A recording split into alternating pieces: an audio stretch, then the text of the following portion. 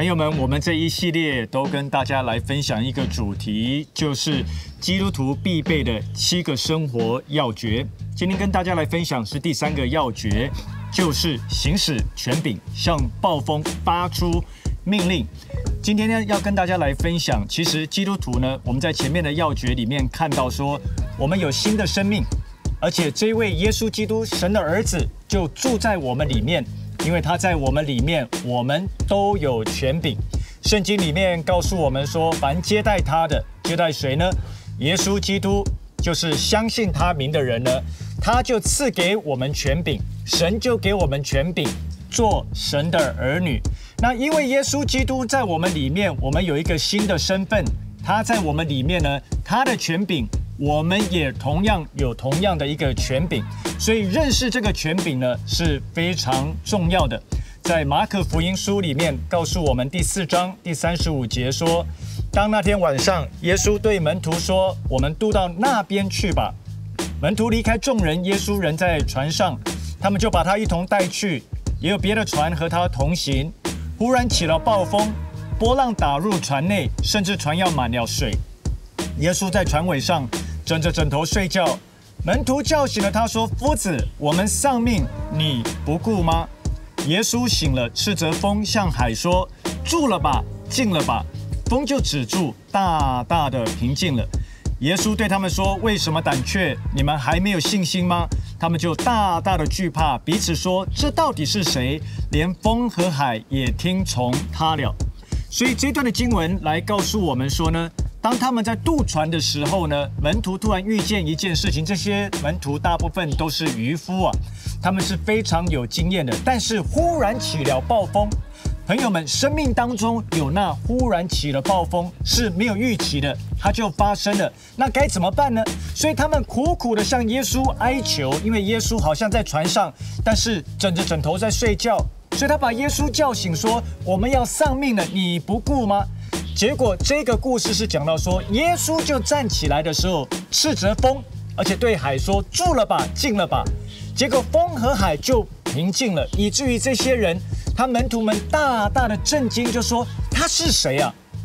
为什么连风和海都听从了他？”这个故事告诉我们说，这位是神的儿子，他有权柄，甚至风暴都要平息，风和海都要听从他。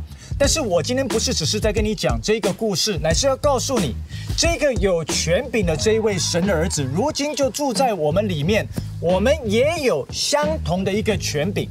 所以主耶稣转过头来斥责他们说，责备他们说：“你们为什么害怕呢？你们的信心在哪里呢？”原来耶稣从头到尾都在船上，这也代表耶稣基督从头到尾都与我们同在，从来都没有离开过我们。所以耶稣期待他门徒在面对生命当中的暴风的时候要怎么反应呢？原来是他期待他们起来做同样的事情，斥责风，对海说：“住了吧，静了吧。”也就是起来行使权柄。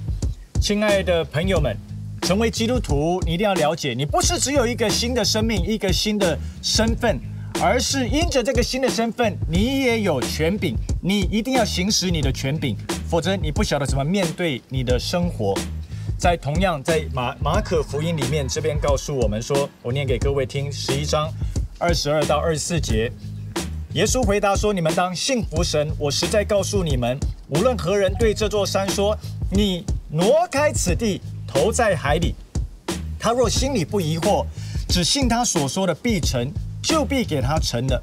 所以我告诉你们，凡你们祷告祈求的，无论是什么，只要信是得着的，就必得着。”这边马可福音耶稣在教导，同样的是行使你的权柄，对这座山说：“你挪开此地，投在海里。”所以你看到一个图像，一个非常清楚的图像，一个是当生命当中有突然的暴风，或者是有大山挡在前面的时候，我们可以选择一，转过头来向神的儿子苦苦的哀求说：“你看这个风暴有多大，这个山太困难了，克服不了。”你可以告诉神你一切所遇到各式各样的困难，或者是圣经里面要我们看见是，你应该转向面对你的风暴跟大山，对他行使权柄，发出命令，直接告诉他说什么呢？住了吧，进了吧，而且挪开此地，投在海里 ，Go now！ 现在其实呢，就是发出你的命令来。很多的时候呢，你一定要看清楚一件事情，亲爱的朋友们，这个关乎一切的事情。如果你不知道你是谁，也不晓得他已经给我们的权柄的时候，所以你根本也不会使用它。所以生命里面呢，除了哀求、恐惧、害怕，觉得总是要丧命之外，好像别无选择。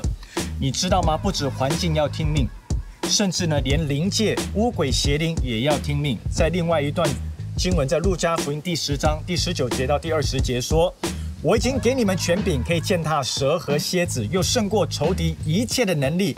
断没有什么能害你们。然而不要因鬼服了你们就欢喜，要因你们名记在天上欢喜。”各位啊，主又再一次的讲，已经给我们权柄，践踏蛇和蝎子，胜过他们一切的能力，断没有什么可以害我们的。这都已经为我们做成的事情，所以请你务必要了解，他已经为我们做的，你就不用向他再求了。我们一直向他求，那他已经为我们做的。在上一个要诀里面讲到一件事情，他告诉我们说什么呢？他交给我们的，他托付我们去做，是我们的责任的时候，我们应该去执行的时候，也不用向他求。但今天也看到是，他已经给我们的权柄，他已经给我们的，你不用再向他祷告说，请你给我，他已经给了。求主帮助我们，让你看见他已经为我们做的。所以无论是他托付我们去做的，或者是他已经为我们做的，就不需要求，你直接发出权柄。各位，你在听哦，向你生命当中的大山发出命令，甚至对污鬼邪灵都可以发出命令离开，因为他已经给我们权柄，我们都可以直接命令，这个事情就要成了。只害怕你不知道，你也不晓得你的权利，所以你常常受欺。